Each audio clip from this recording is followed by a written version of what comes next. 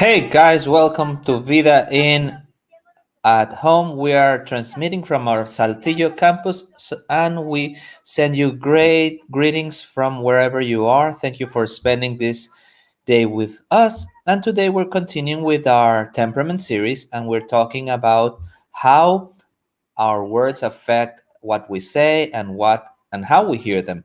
Last week I had the opportunity to take this amazing test and I want to invite you to be part of this um, series, part of our abilities, and that you discover your temperaments. In my case, I'm sanguine and melancholic.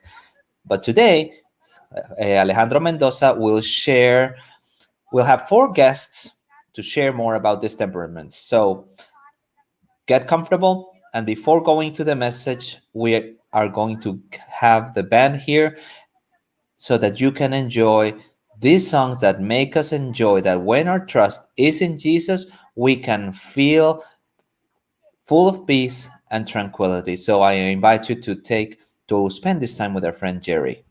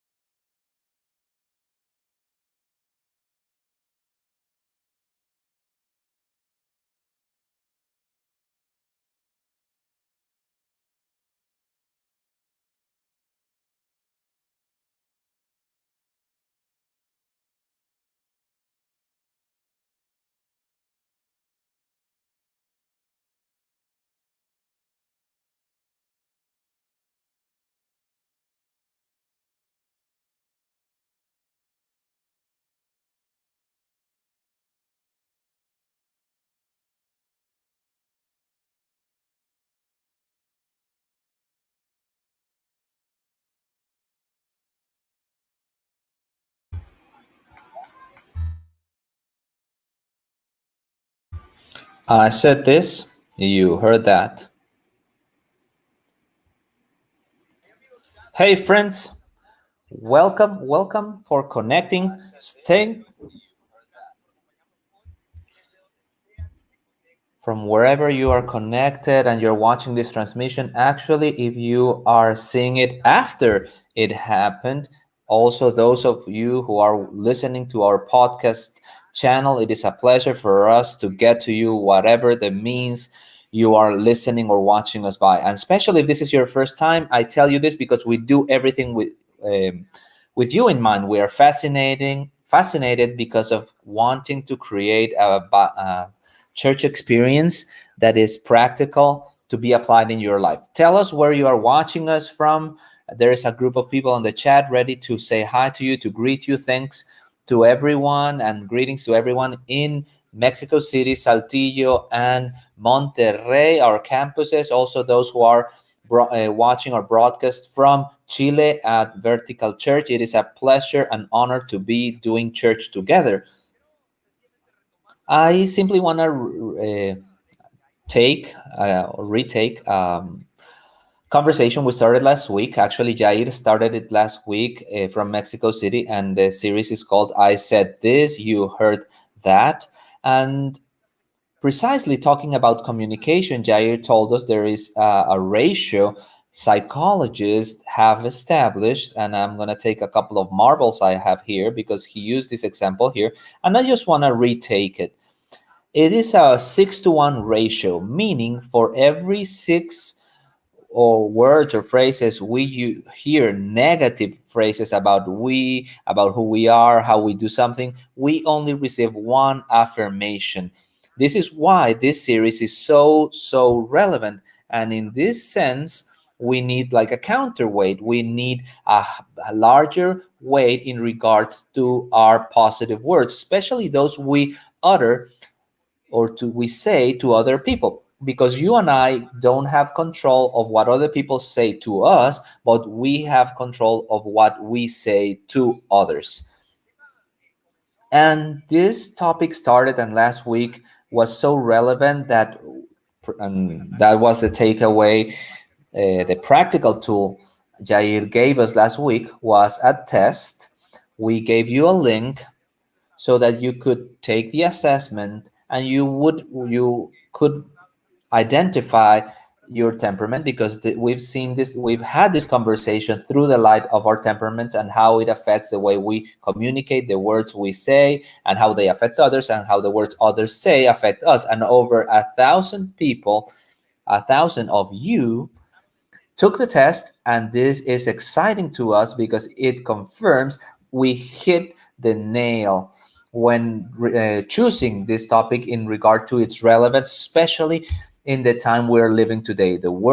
Our words have great power. And thinking of this, and by the way, if you haven't taken the assessment, the guys from production have already put the link on the screen. You can click there and you can take your test.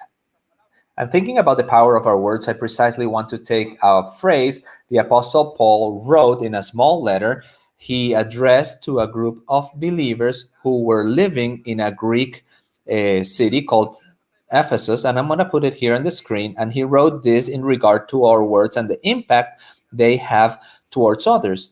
And he said, "Do not let any unwholesome talk come out of your mouths." He's talking about words, "but only what is helpful for building others up." Of who? Of others, those who are listening to us, so that that it may benefit those who listen. If we could say this in a more synthesized word, it would look something like this: our words have power. Your words have power. My words have power.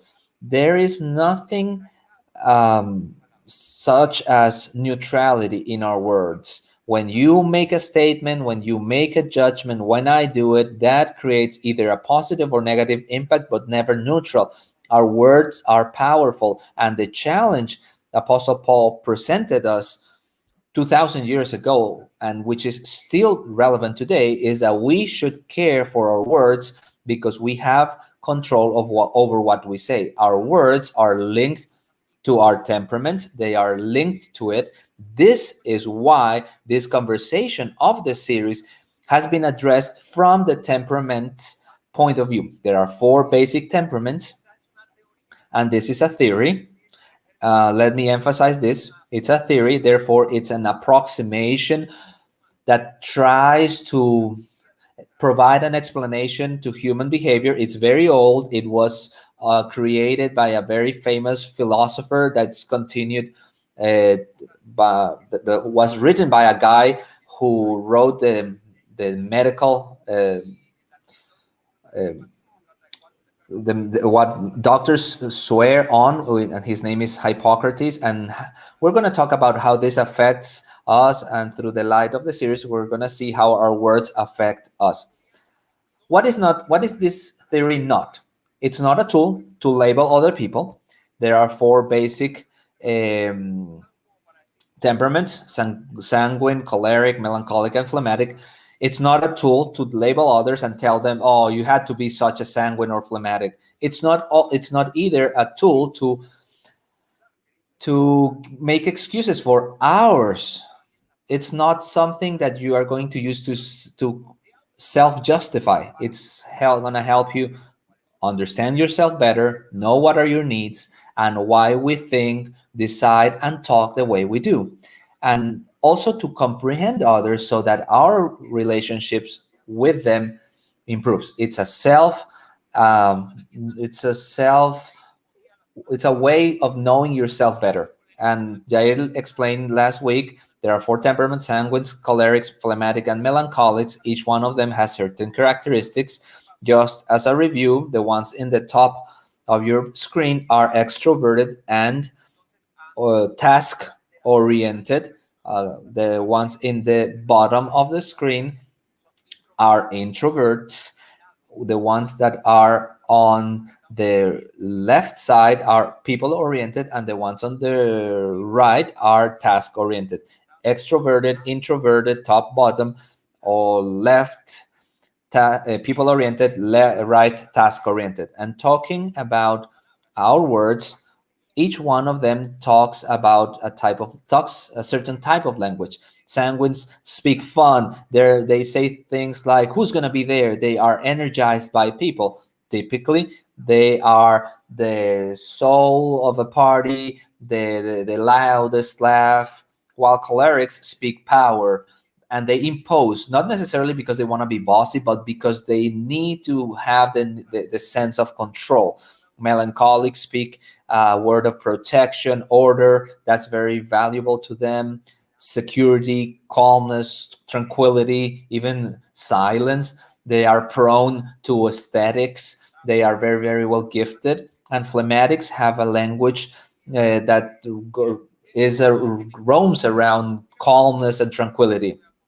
On a daily basis, sanguines are very exaggerated. They go like, oh, this is so great, we are in all, let's all get involved with more people, or I forgot this. And they tend to be a little bit disorganized. Cholerics, on the other hand, they would say, I will do it. If something needs to be done, I have to do it. They also delegate, and they pressure a lot when in regard to time. And mom or a dad who is a choleric would say that, I do that. Say, hurry up, look how it's done. Melancholics would say things like, you know what, I've been thinking, and they bet so much on security and safety, and it's such an issue for them. So what they do is they tend to be distrustful. Is this sure? Is it permitted? They're super organized. And finally, phlegmatics, where they would say, oh, this is not that big a deal. A very common saying of a phlegmatic is, this is nothing will happen. And having said this, and part of this transition of the second part of this message, which I want to share with you today, which will be different, let me tell you something else in regard to the temperaments of these needs. Each temperament has needs, particular specific needs that we experience, and satisfaction when they are supplied, when they are fulfilled, and when not, they become tense. These needs are like food. They are required. We need them. It's a necessity. It's a requirement. It's not as if it's like I cannot stop eating completely. I can fast, and it's the same thing where with our temperamental needs. At the same time, they are constant. These needs are constant. They reappear, they resurface once and again. This is why we sometimes live in a dilemma. Full tank, empty tank, full tank, empty tank. When my need is satisfied, I feel full. When my need is not satisfied, I feel empty. And in order to deepen this conversation of these the topic of the needs of my temperaments, I'm going to do something different today. I'm going to have 4 friends here. Some of them I know more than other. I know them from a long time, and each one of them represents a temperament, so that you can feel identified in regard to the needs and what happens when they are fulfilled and when they are not fulfilled in your life. So in 1 minute, I will come back to this conversation.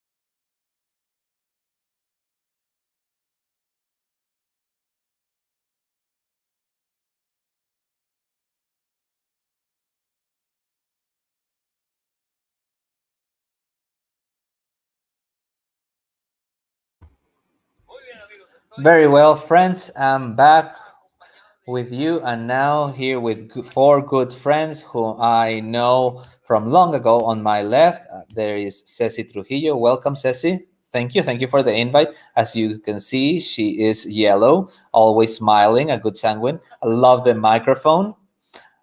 I have Carlos Mora, who I know like from 20 years ago. We have a great friendship. Thank you. Welcome. Thank you. Phlegmatic Green. On this side, I have Mariana. Mariana, by the way, she is one of the leaders that makes possible our students the environments. And you're blue. You have like a delicate blue, subtle, yes, melancholic. And my dear Eliud, we are red, called Lyrics. Eliud, I've known him from almost for almost 11 years. We worked together for a lot of time, right? So my good friend Eliud, welcome. And you have red shoes.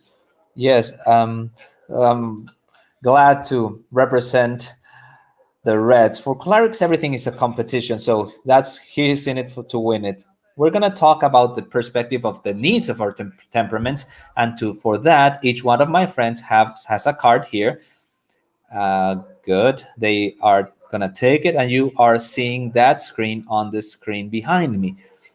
This card basically has 4 basic needs. I'm sure they are not the only ones, and you would agree with me about that. 4 basic needs identified for every temperament. We're going to talk through the lens of these necessities, and this is my expectation that you can identify. We are not here as experts, just people with a main temperament. And by the way, psychologists say basically one out of four, 25% of people are cholerics, around 25% are phlegmatic, 25 melancholic, and 25 sanguine or phlegmatics. We are 50% here, so we have the advantage as cholerics. But after reading these words, Mariana, let's talk about you as a melancholic. The words there on your card as basic needs are safety, sensitivity, support, space, and silence. From these four, if I were to ask you which one jumps or is highlighted to you, which one gives you or creates more um, need? All of them, but especially security. I love to feel secure, and I always look to be around people that help me or make me feel secure, accepted, or safe spaces, that knowing that I'm secure, and it's aligned with this need.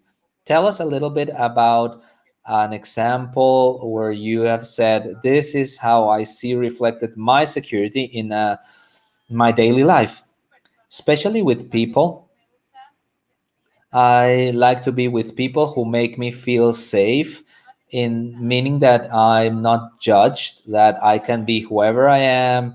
I can speak what I want to talk about, even cry, and they're not gonna say, "Oh, she's crying again," or she's gonna say this or that. I can be who I am without being judged, and that makes me feel sure. I can be whoever I am, and I am married with a melancholic woman, and Elliot won't let me lie. You're married with a melancholic? Yeah, phlegmatic melancholic. And that's a question. Yeah, crying is something that for a red or a choleric has to process the crying of another person. They're like, why are you crying? You need you need a camera on this side that you so that you could have seen Eliud's eyes when she said crying.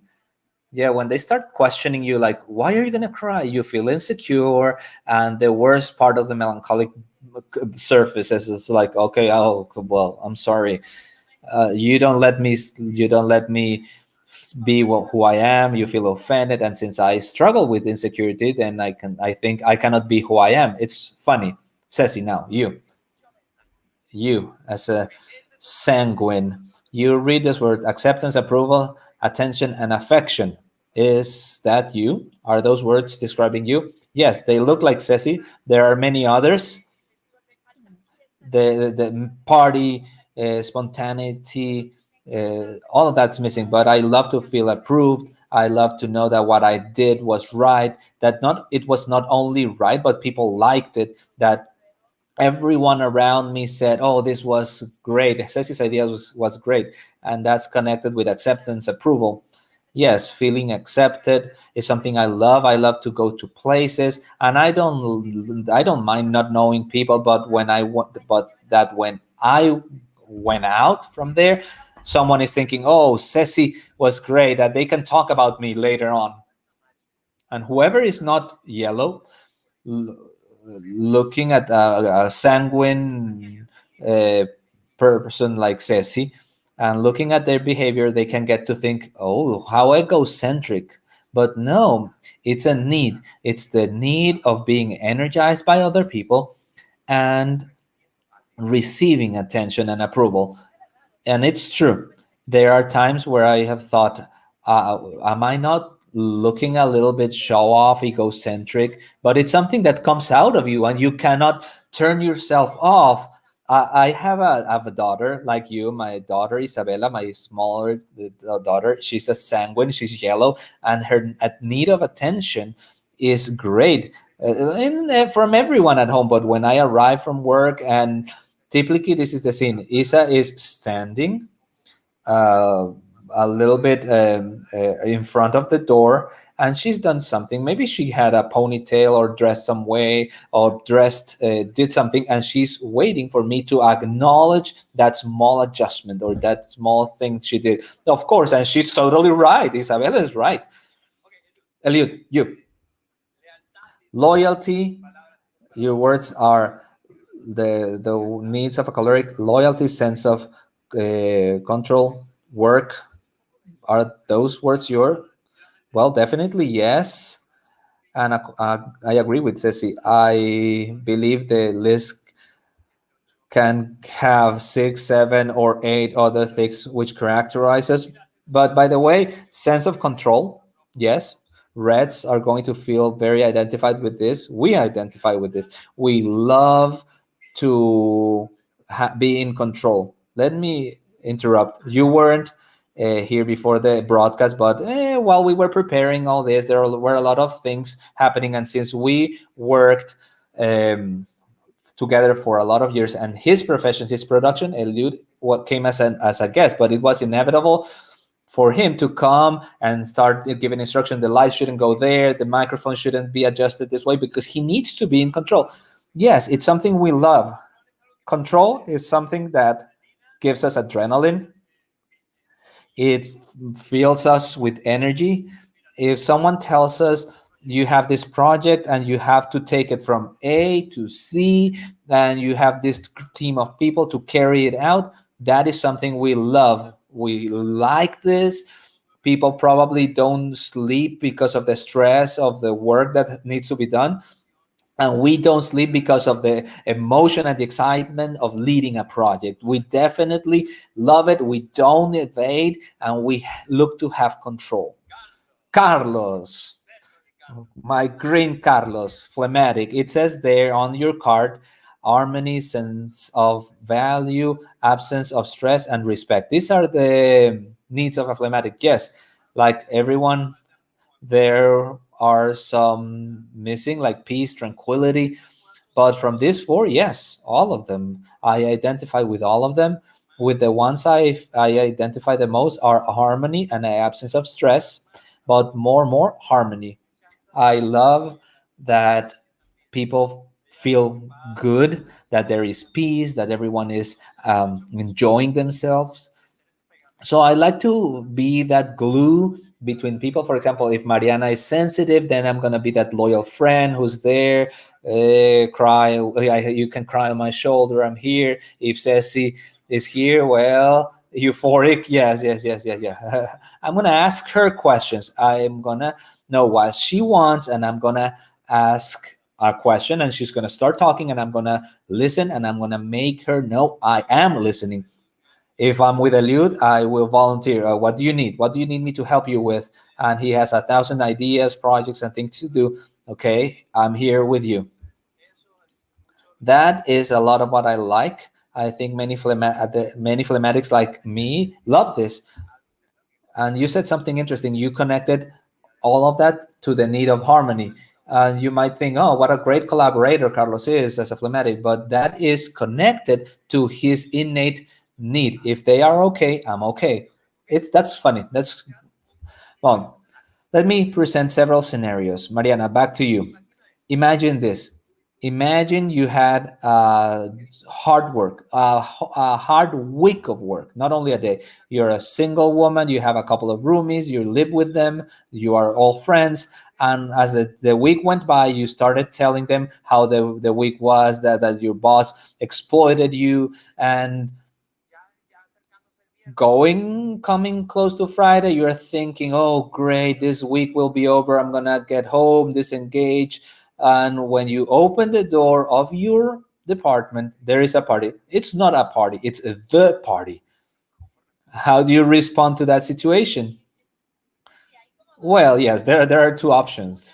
One is I come in, and if I know people there, I stay for a while. If not, I just say hi, how are you, and then I slowly flee to my room, and there I will stay. Or I would call and would ask for asylum, like, please save me, adopt me, because yes, I need to rest, I need to be alone. You need space and quiet. Yes, definitely. Something funny is, as a good melancholic, you would do it very politely. A choleric like Eliud or I would send everyone down the drain, and would say, how do you dare do a party, organize a party on a Friday, knowing the kind of week I had? But not a melancholic. Okay. Ceci. I go to Mariana's party. Yeah. I would invite Ceci. No. You are married with a man who's my friend Armando. Hi to Armando. Imagine the situation, talking about your needs. Imagine then you have planned with Armando and a couple of other couples, a romantic date, two or three couples. You're gonna be there. You're going to visit a new restaurant that just opened in town, and the day arrives. Let's suppose it's a Thursday, and you got home early from work. You started getting ready. Armando got there a little bit later, and he was very worn out. And he basically said, "You know what? Maybe I'm torn. I'm beaten. We're not going to go." And what do you say? Are you for real? That's true. No, that kills me because I'm desiring that moment of being there in the party, being with people, getting energized. To me, it's like a synonym of he doesn't love me anymore.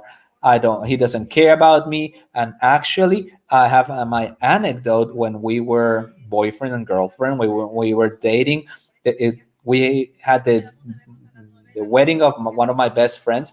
He had agreed to pick me up at 9. It's 9. He doesn't arrive. 9:15. He hadn't arrived. It doesn't matter because as a sanguine, I don't mind extending the time. And it was 10, and I said, I'm missing the wedding. I called Armando. Is Armando home? No, Armando is asleep.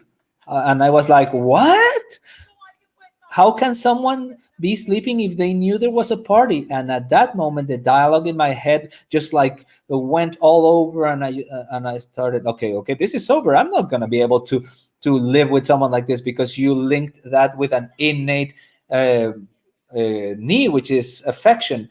Yes, and he was not fulfilling it. I needed him to be with me in the party, to carry the balloons, the everything. So going back to the situation of the date with the couples, how do you try to convince him? How would you what would you tell him, because he's still tired? Yes, I have a lot of options and strategies. If Armando can shut off the TV so that he doesn't hear my strategies, but I sell him the idea of the restaurant and our friends, Carlos. Carlos is great. You can invite him if you go, then you can invite him over on Saturday to go biking, and and I will take my phlegmatic to my party, because sanguines, to satisfy their needs, they use that flirting and then enchantment. Unlike a choleric would impose himself. We said we are going, and we are going. You wouldn't do that because your temperament rather enchants the other person. Yeah, we are charmful, right? Eliud, hypothetic scene. Your wife Laura, who I know we are good friends, we all four are good friends. Imagine she went over to visit her parents who live in Florida for a couple of weeks. You are home with your 3 kids, and Laura's return uh, is scheduled. The flight is about to arrive, and you started preparing your 3 kids, but they don't do it in the time they should. How do you handle that? That won't ever happen. That's super hypothetical. Well, yes, that would hardly happen in the Carpintero Trujillo family, which is my family. Yes, Ale. I and I believe Reds identify in this with me. I like to plan. I like to have an agenda. So it doesn't matter if we are going to go for a barbecue with friends or if we are going to go to a wedding. Prior to that, there is an agenda. Prior to that, there is a plan, so that we get out the house the moment we should. Who all those of us who know Eliud, we know that during school vacation, during summer vacation, he has an hourly agenda for his kids and for his wife. I'm going. I'm gonna write a rescue plan for the Carpintero Trujillo family. Yes, we work like that. Meet with my friends. I present them the plan. We have this event. We need to get out of the at this time. What should we do for this to happen? I know, Alexa, you have to do that. Emma, you have to maybe have to go out to walk the dog. Luca, you have to do this. Okay, what should you do? What do you have to do so that we can get out at this time? And I have learned to delegate to my children the responsibility, and I have taught them to anticipate.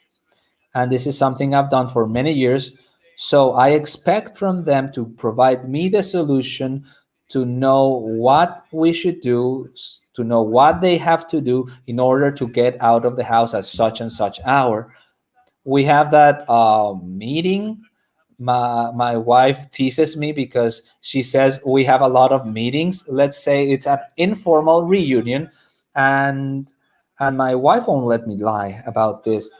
An hour prior to going out, a strenuous voice is heard calling from the chair, from the stairs. 1 hour, 30 minutes to go, 15 minutes, 10 minutes, 5 minutes till we leave, 1 minute. I come down, get on the car, and the family is on the truck ready to go out on time.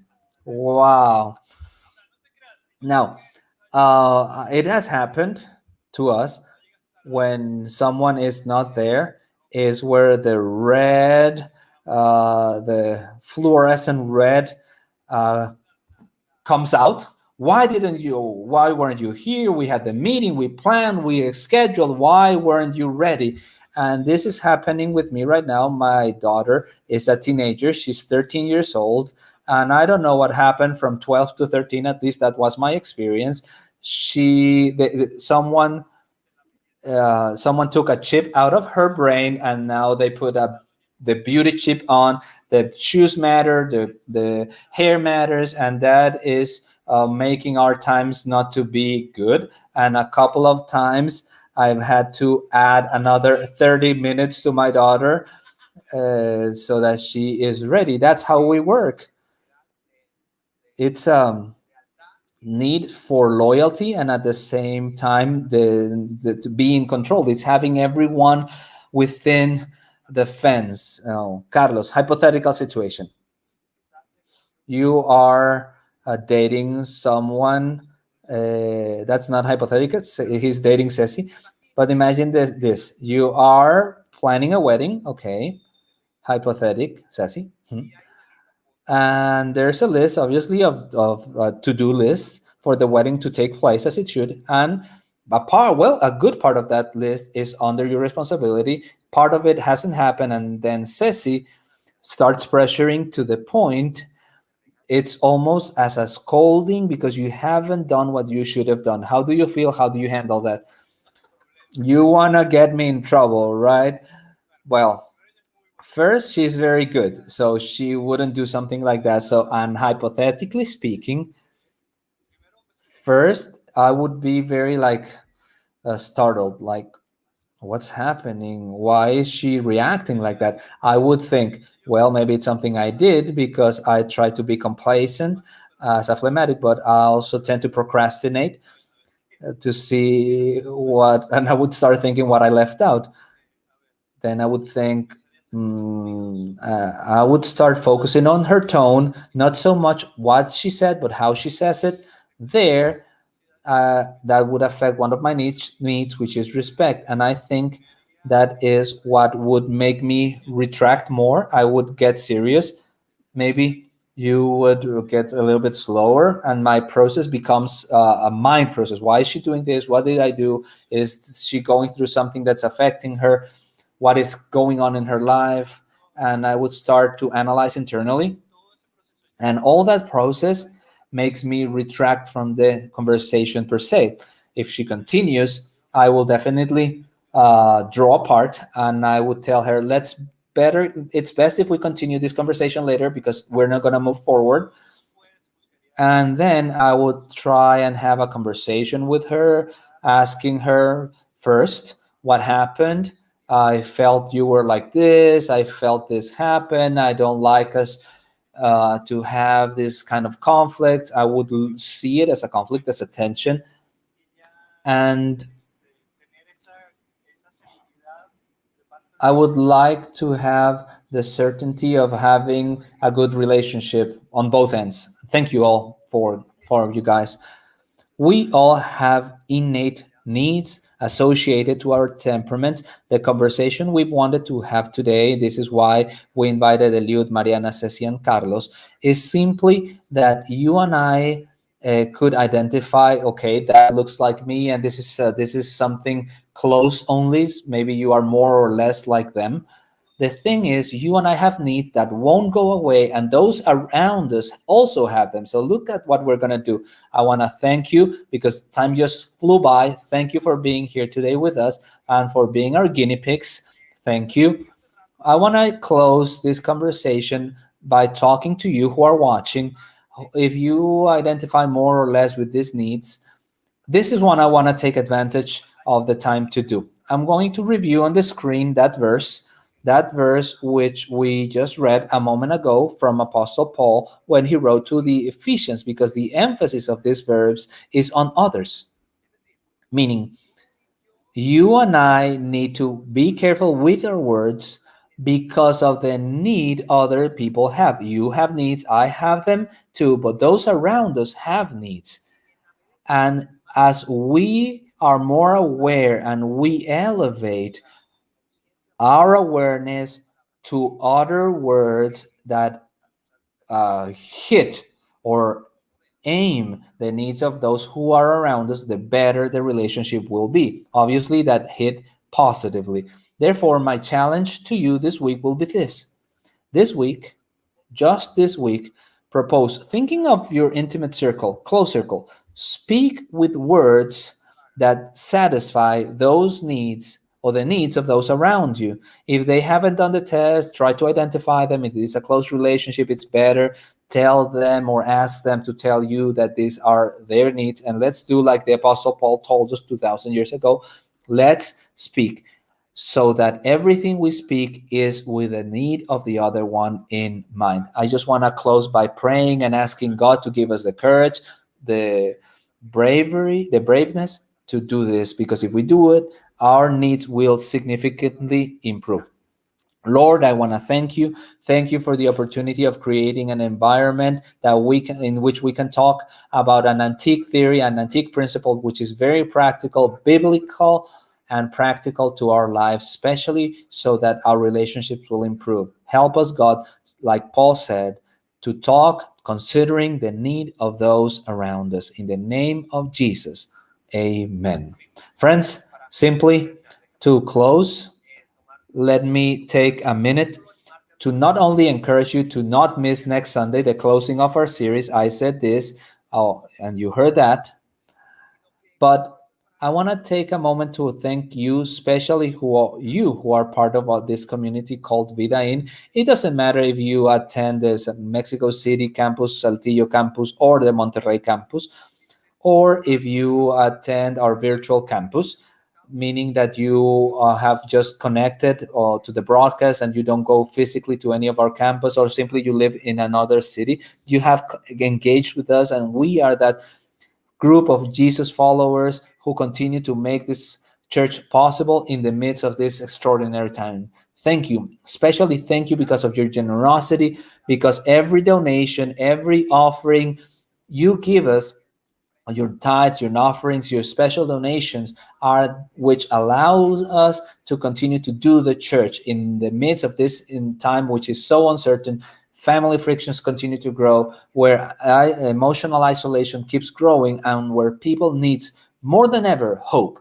And you and I have the most hopeful message the human race can hear to. And we are removing all obstacles so that people can connect to their Heavenly Father and receive that peace they require, because we are financially committed to this. Thank you again. My prayer is that God continues to prosper you in every area of your life. And in that measure, we will continue to do church together. See you next Sunday in the closing of this series. Bye-bye.